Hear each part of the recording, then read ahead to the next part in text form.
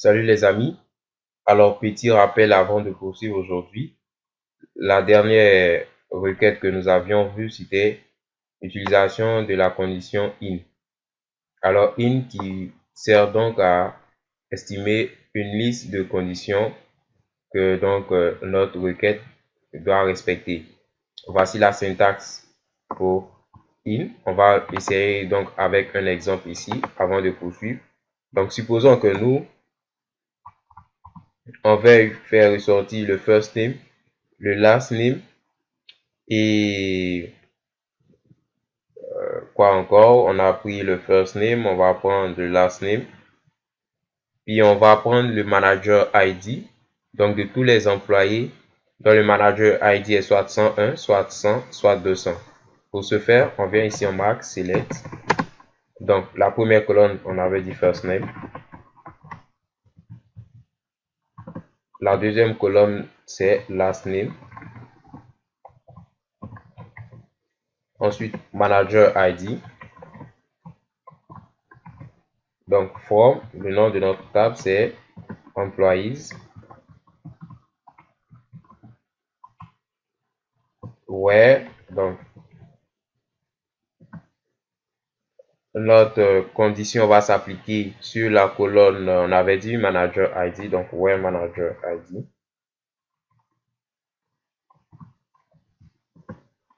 Donc, on va énumérer une liste de conditions. Donc, on veut que le manager ID soit 100, donc where manager ID in, donc premièrement 100, ou bien on avait dit 101, ou bien on avait dit encore 201.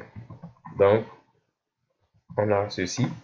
On va exécuter cette requête et voir le résultat que ça nous donne.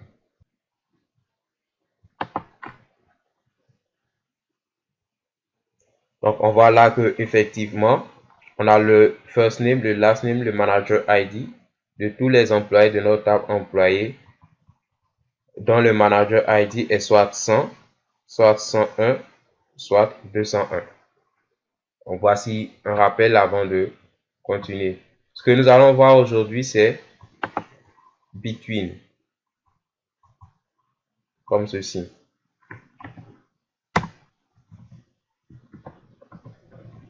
Alors, between, lui, il va nous servir à quoi?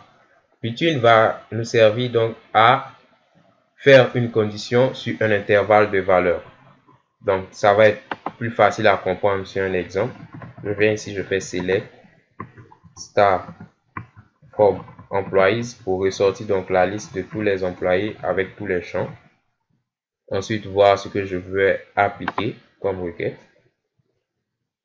Donc là, j'ai la liste de tous mes employés. Et supposons que je veuille récupérer le first name, le last name et le salaire des employés dont le salaire est compris entre 4400 ici et on va prendre 10 000 ici. Comment est-ce que je peux traduire cela en commande SQL? Alors je viens ici, je mets select, donc first name.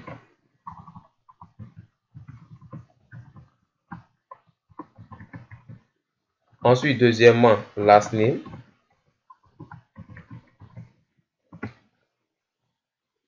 Salary.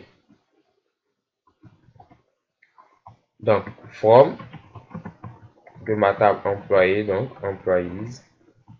Je vais marquer maintenant ma condition where. Ma condition s'applique sur le salaire, donc where salary. Et là maintenant, je vais dire salaire doit être compris entre, comme je disais tantôt, 4400 et 10 000. Je vais l'exprimer ici, donc je veux que le salaire soit entre. Donc, pour ce faire, je vais utiliser le between, donc where salary between. Je marque maintenant mes conditions, c'est 4400 et 10 000. Donc, where salary between 4400, 4400 and 10 000. Je vais exécuter et voir ce que ça va me donner.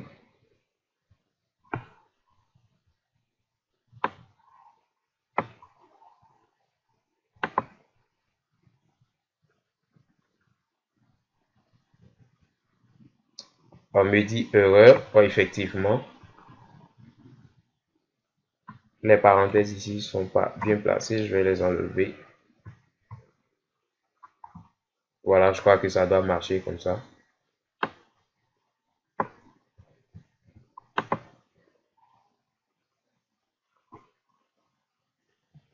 Là, il y a encore une erreur dans notre code.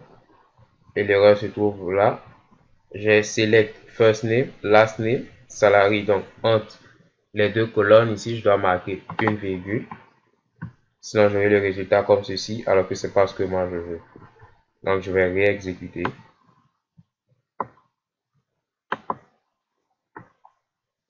Cette fois-ci, j'ai le bon résultat. Donc, first name, last name, salary. Et qu'est-ce qu'on va constater? On constate que le plus petit salaire ici, il est 4400. Le plus grand, il va être 10 000. Donc, on peut parcourir la liste des salaires et on va voir que il n'y aura pas de salaire plus petit que 4400 et il n'y aura pas non plus de salaire plus grand que 10 000. Donc, notre condition, elle a été respectée. On a eu donc un salaire compris entre 4400 et 10 000. La syntaxe donc de between, c'est ce qui suit. Select, donc colonne 1, colonne 2, colonne n, from, donc nom de la table, table name, where,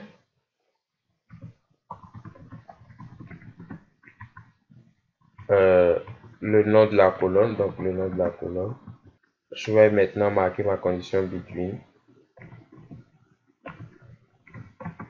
Donc la valeur 1, la première valeur.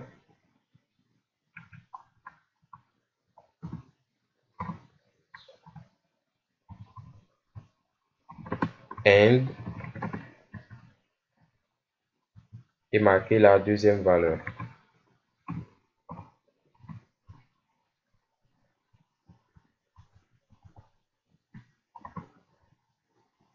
On va refaire un autre exemple pour que ce soit plus clair.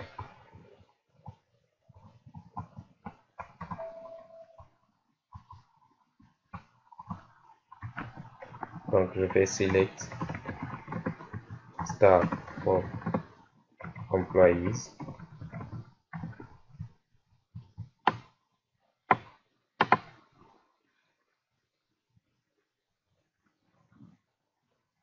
Alors là, cette fois-ci, je veux la liste des employés. Je vais prendre donc l'employé ID est entre 201 et 206. Donc, qu'est-ce que je vais faire?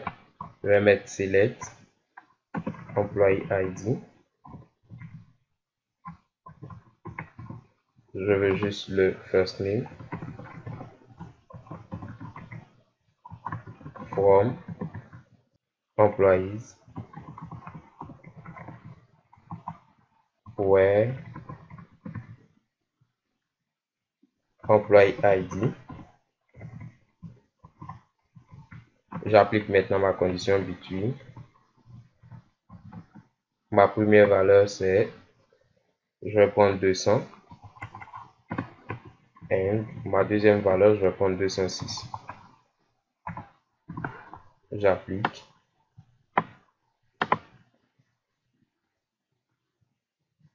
Qu'est-ce que je vois? Je vois que effectivement, j'ai là 7 sorties dont les employés ID sont compris entre 200 et 206. Voici un peu pour donc la clause between. Mais il faut remarquer que cette clause-là s'utilise beaucoup avec les dates. Je ne vais pas entrer dans les détails concernant les dates parce qu'il y aura un chapitre exclusivement consacré aux dates. Mais on va faire juste un petit exemple donc pour que chacun voit un peu comment ça marche avec les dates et on reviendra plus largement dessus dans les prochains chapitres. Donc je fais encore mon select star from employees pour voir ce que ça va me donner. Et là, moi, je veux la liste des employés qui ont été embauchés entre le qu'est-ce que je peux prendre ici? 07 06 21 et le 02 06 07. Donc je vais faire select star from employees. Je vais garder ça. Where, marquer ma condition. Don't hire date between. Puisque c'est des dates, je les mets en code. Donc 07 06 21. Je vais mettre end.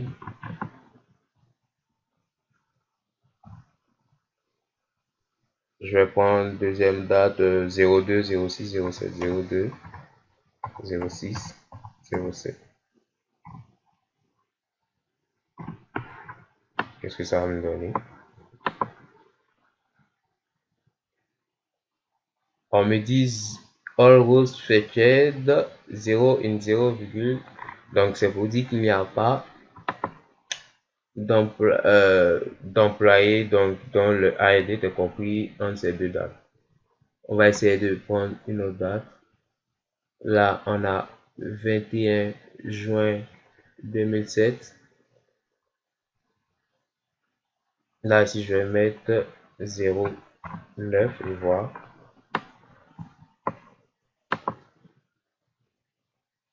Ah, cette fois-ci, c'est bon. Donc, on a la liste ici des employés qui ont été embauchés. On peut le voir ici entre le 21 juin 2007 et le 7 juin 2009. C'est ce qui est marqué là.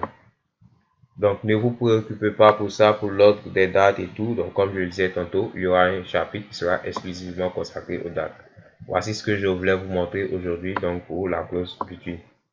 Merci et à bientôt pour la prochaine vidéo.